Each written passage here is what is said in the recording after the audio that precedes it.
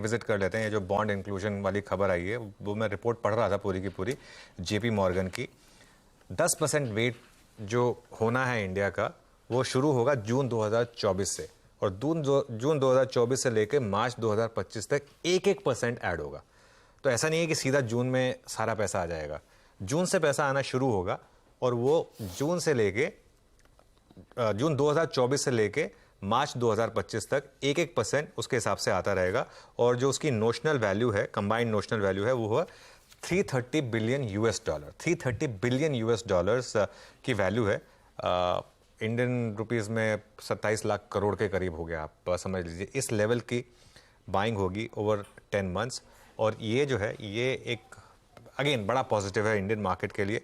अब आप कह लें कि ये प्राइस्ड इन था या नहीं था, लेकिन इसमें एक और चीज़ हुई है, इससे आपका इसका रैशनल भी है कि जो इंडिया की रेटिंग है और जो इंडिया ने पिछले कुछ महीनों में जो सब रिफॉर्म्स किए हैं उसका एक इम्पैक्ट है। और आगे जाते हुए और भी इंडेक्सेस हैं, जैसे ग्लोबल डाइवर्सिफाइड इंडेक्स, उसमें भी जाने की तैयारी हो रही है। और उसमें अगर वो हुआ तो वेट होगा 6.73% वहाँ पर। और लोकल करेंसी इंडेक्स का जो एक बास्केट है उसमें भी इंडिया का इंक्लूजन होगा आगे जाते हुए। तो ये सब चीज़ें जो हैं ये बड़ी पॉजिटिव है। 73% लोगों ने, जो इन्वेस्टर्स है, 73% लोगों ने इसके फेवर में वोट दिया इंडिया को इंक्लूड करने के। 17% न्यूट्रल थे और 10% लोग जो थे वो उन्होंने कहा कि नहीं, इंडिया को इंक्लूड नहीं करना चाहिए।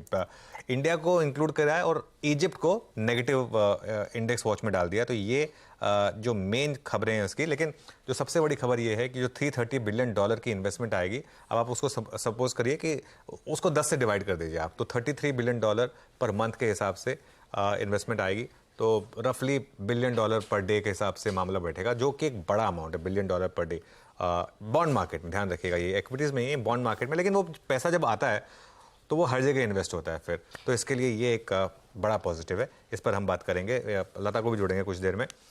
लेकिन हश्ता अब आते हैं नियर टर्म में, क्योंकि सबसे जो बड़ा फैक्टर है वो वही है। इनफैक्ट अगर लता मैम आ रही हैं स्टूडियो में, उनसे बात कर ही लेते हैं इस टॉपिक पर थोड़ी देर में। जो मार्केट है, मुझे उसमें जो चीज़ सबसे ज़्यादा कंफ्यूजिंग लग रही है वो है ट्रेंड रिवर्सल।